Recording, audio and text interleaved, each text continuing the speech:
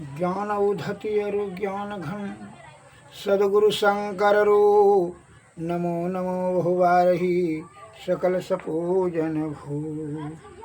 धर्म अनुरागियों को तथा भक्तगणों को मेरा हार्दिक नमन।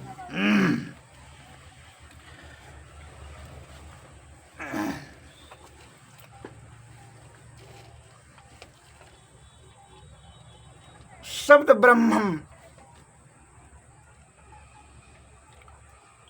शब्द ब्रह्मम सदुबोध्यम प्राणेन इंद्रिय मनोमयम अनंत पारम गंभीरम दुर्विग्राहम समुद्रवतः। अर्थात शब्द ब्रह्म अत्यंत दुर्बोध है। शब्द ब्रह्म अत्यंत मन बहुत दुर्बोध है, बड़ी कठिन से जानने योग्य है। वह प्राणमय, मनोमय और इंद्रियामय तीन प्रकार का है तथा समुद्र के समान अनंत पार गंभीर और कठिनता से पार किए जाने योग्य है। क्या? शब्द ब्रह्म ये जो है अनंत पार गंभीर और कठिनता से पार किए जाने योग्य है। यह शब्द का चक्कर बड़ा कठिनता से पार किए जाने योग्य है, समुद्र के समान। अतः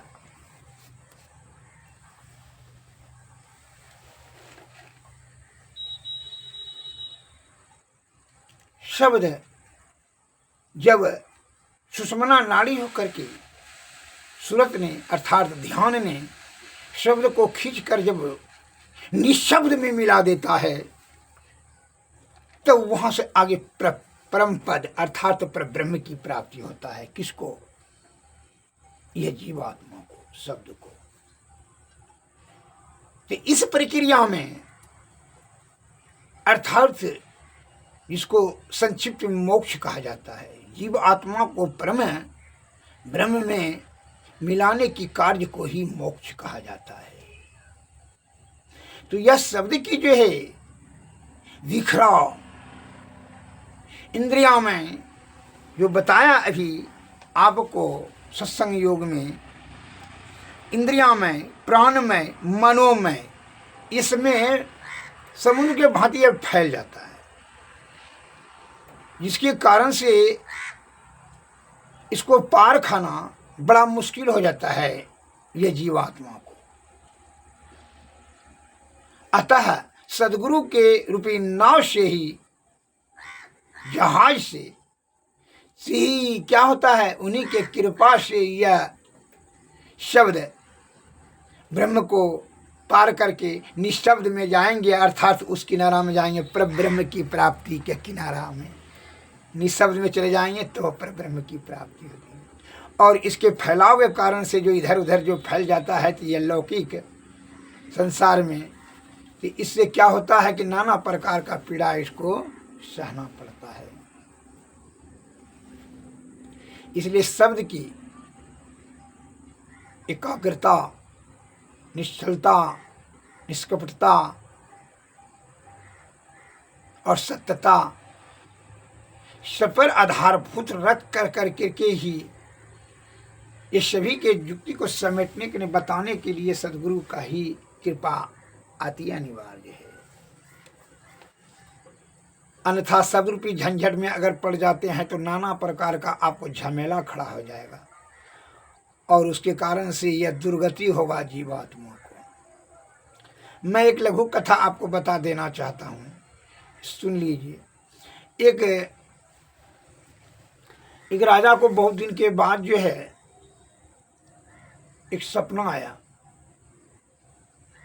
सपना में उसने देखा कि जो है दांत मुंह झड़ गया, झुलझुल बूढ़ा हो गया, थर-थर कांपने रहा है शरीर और अति दुर्बल होते जा रहा है।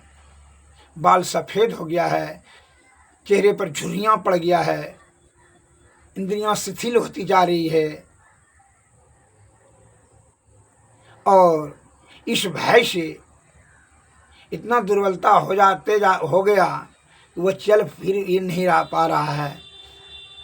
इतने भय से भयभीत होकर के वह बड़ा झट से उसका नींद खुल गया। तब सवेरे आकर के राज दरबार में कहता है कि इसका क्या कारण है, यदि कोई ये स्वप्न का कोई कारण बताएगा तो उसको अच्छा इनाम हम देंगे। तो एक ज्योतिषाचार्य आए तो उसने कहा कि हाँ राजन, इसका कारण तो हम बता देंगे। तो बताइए क्या बात। कल के उसने कहा कि सभी आप अपने राज परिवार के सभी को मार करके आप मरिएगा। इसका अर्थ यही होता है। इतना सुन करके राजा साहब को क्रोधित हो गए और कहा कि देखो ये कितना कठोर शब्द बोलता है कि हम सबको मार के मरेंगे, क्या सबसे पापी हम ही हैं कि सभी को हम मारेंगे तब मरेंगे? ऐसा हम कर सकते हैं? इस वक्त क्रोध उल्टा हो गया। का शब्द की गंभीरता को तो समझा नहीं, वो क्या कहना चाह रहा था। बोलने वाला का भी जो है शब्द का प्रयोग किस तरह से करना, उसको भी इस बात का ज्ञान नहीं हुआ। उसका दुष्परिणाम यह हुआ कि जो है सिपाही को ऑर्डर दे दिया कि इसको जो है इसको सूली पर चढ़ा दिया जाए। उसको बेमौत में मारा गया। अब दूसरा आचार्य जो है ज्योतिषाचार्य आए, कहा कि हाँ महाराज हम जो है बता देंगे इसका अर्थ क्या हुआ। तो उन्होंने बताया कि राजन, इसका अर्थ यथार्थ में यह होता है कि आप सबसे ज़्यादा दीर्घ आयुवान रहेंगे। आप अपने परिवार में, राज्य परिवार में सबसे दीर्घ आयुवान लंबी उम्र वाला आप ही रहेंगे। इसका अर्थ यह होता है, अर्थात यदि सब 100 वर्ष जिएगा तो आप 150 वर्ष जिएंगे।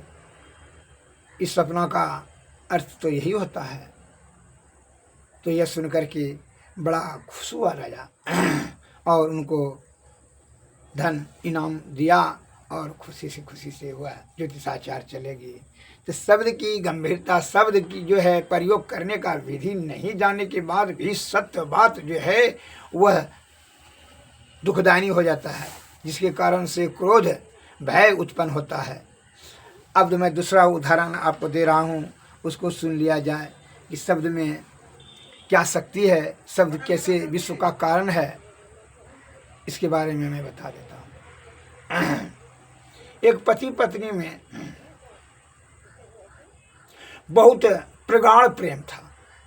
एक दुष्ट और ईर्षालु आदमी तो जानबे करते हैं हर जगह है। तो उसने विचार किया कि इसका जो है दूसरे का जो है प्रेम देख कर करके अभी जो है अक्सर दुष्ट और ईर्षालु का प्रवृत्ति होता है कि दूसरे के घर में आगिन लगा दिया जाए और जो है अपना ठंडी काटने के लिए ताप लिया जाए। मैं अपना ही घर में इंयोर करने के लिए, प्रकाशित करने के लिए दूसरे घर में आगिन लगाने में हुआ जरा भी हिचकिचाहट नहीं होगा। जो है अपना प्रेम जब उसके पति पत्नी में नहीं था तो वह दूसरे के पति पत्नी को देख कर करके जलने लगा, ईर्षा से आयुक्त हो गया और दुष्ट प्रवृत्ति उसकी जागृत हो गई। उसने कहा, मन में सोचा कि अब जो है ना ये दोनों का पति पत्नी का जो है ना जो है प्रेम तोड़ देंगे, विच्छेद कर देंगे। तो उसने षड्यंत्र क्या किया कि वह उसके पत्नी के जाकर कहता है एक दिन, प्रणाम भाभी प्रणाम। उसकी पत्नी को गृहस्थ आश्रम में जो था पति पत्नी बड़े प्रगाढ़ प्रेम से जीवन व्यतीत कर रहे थे, उसी को अब घर उसको फोड़ना है, प्रेम उसका नष्ट करना है। मन में तो षड्यंत्र कर लिया। अब देख लीजिए दुष्ट का प्रवृत्ति कैसा होता है। दूसरे को कष्ट में डालना उसका जो है विचार हो जाता, बुद्धि कुबुद्धि हो जाता है उसका। अतः ऐसे दुष्ट और ईर्षालु से सतर्क और सावधान रहें। यथाशीघ्र ही उसके वचनों का विश्वास न करें और जब ये विश्वास हो जाए तो अमल तो हरगिज न करें, अन्यथा आपका प्राण संकट में पड़ जाएगा। प्राण छीन भी होने की जो है आपका भय रहेगा। उसने कहा है प्रणाम भाभी प्रणाम। तो हाँ क्या बात है प्रणाम, क्या बात है? क्योंकि देखिए ना भैया जो है आपका जो पति है वह अगले जन्म का जो था वो बैल था। न विश्वास है तो आप उसको आज उसका देह चाट करके देख लीजिएगा, देखिएगा नमकीन लगेगा। तो कहा अच्छा ठीक है, दूसरे दिन जो है आज रात को 12 बजे चाटिएगा। फिर जो है यही आदमी जाकर के दुष्ट वहाँ जाकर के उसके पति को भी जाकर कह दिया कि तुम्हारी पत्नी जो है अगले जन्म की जो है पूर्व जन्म का कुत्ती है। एक महात्मा जी ने बता रहा था, हम सुने थे। तुमको नहीं विश्वास होना, आज देखियो 8वीं का रात है, 12 बजे रात में तुम जगे रहना, सोने का केवल नाटक करना, तो देखिए ना कि तुम्हारी पत्नी आज तुमको 12 बजे रात में चाटेगी। तो वह बेचारा को जो है संदेह का बीज आरोपण कर दिया उसके मस्तिष्क में। वह जो है किसान रात में जो 12 बजे चद्दर ढक करके मुंह ढक करके रहा, वो जगे हुआ था। इसकी पत्नी सचमुच में सही बैल है क्या, वो चाटने लगा तो उस मन में सोच लिया कि जो है कुत्ती सही है।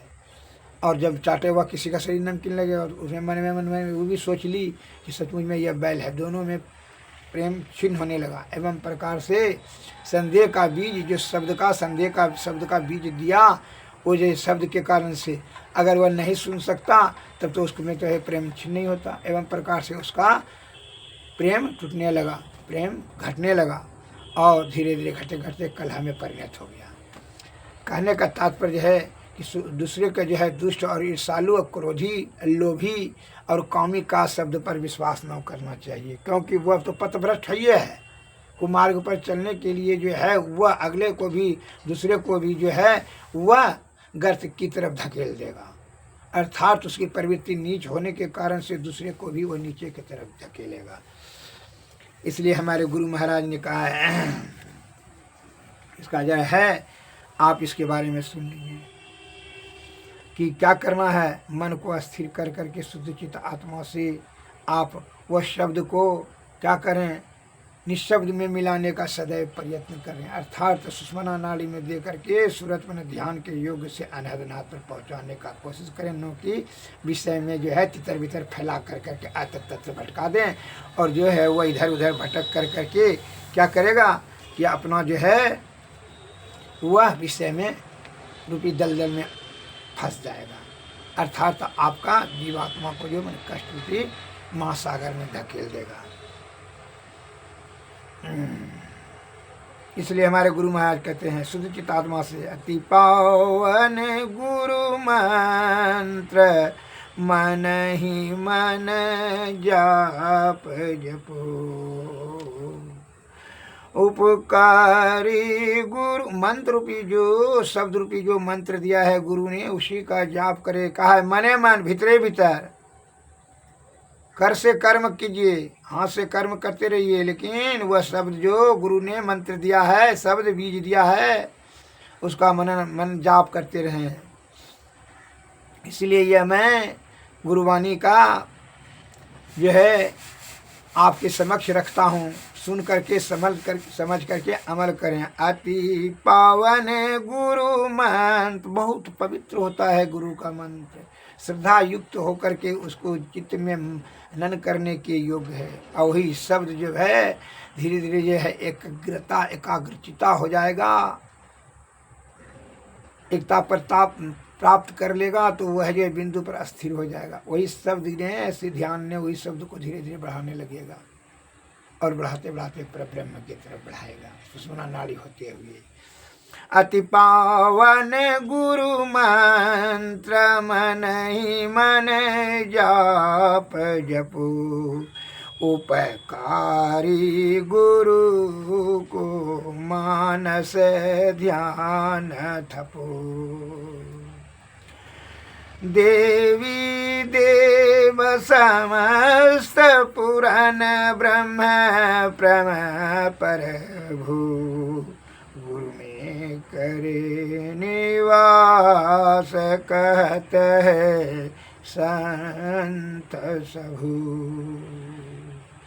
अति पावन गुरु मंत्र मन ही मन जाप जपो, प्रभु से गुरु अधिक जगत विख्यात यही, बिनु गुरु प्रभु नहीं मिले यद्यपि घटे माही रहे। मोरे माही प्रभु गुप्त अंधेरा छाड़ी रहे। गुरु गुरु करत प्रकाश प्रभु को प्रत्यक्ष लहे। अति पावन गुरु मंत्र मन ही मन जाप जपो। हरदम प्रभु रहे संग कबहूँ भव दुख न टरे। भव दुख गुरु देख तारी सकल जयति करे। तन मन धन को अर्पी गुरु पद सेव करो। मैया ज्ञा पाली दुष्तर भव सुख से तरो। अति पावन गुरु मंत्र मन ही मन जप जपो। उपकारी गुरु रूप मानस ध्यान थपो। सद्गुरुवे नमः। परमार्थ का भाव गुरु के सद्गुरु को ही हृदय में है। वह परम कृपालु है। उनकी कृपा से ही आपको वह शब्द बीज मंत्र प्राप्त करेगा। उनको शुद्ध चित्त आत्मा में धारण कर करके श्रद्धा युक्त आस्था पूर्वक उसको अमल करें, बिंदु पर स्थिर करें। तब क्या होगा, सुषमना नाड़ी होते हुए वह ब्रह्म की प्राप्ति करने के लिए सामर्थ्यवान हो जाएंगे। तो जीवन मरण से आपको मुक्त हो जाएंगे। तब जो है किसी प्रकार का संशय संदेह नहीं रह जाएगा आपके जीवात्मा को परम आत्मा में मिलाने के लिए। सद्गुरुवे नमः। सद्गुरुवे नमः। जय हिंद, जय भारत। नमस्कार।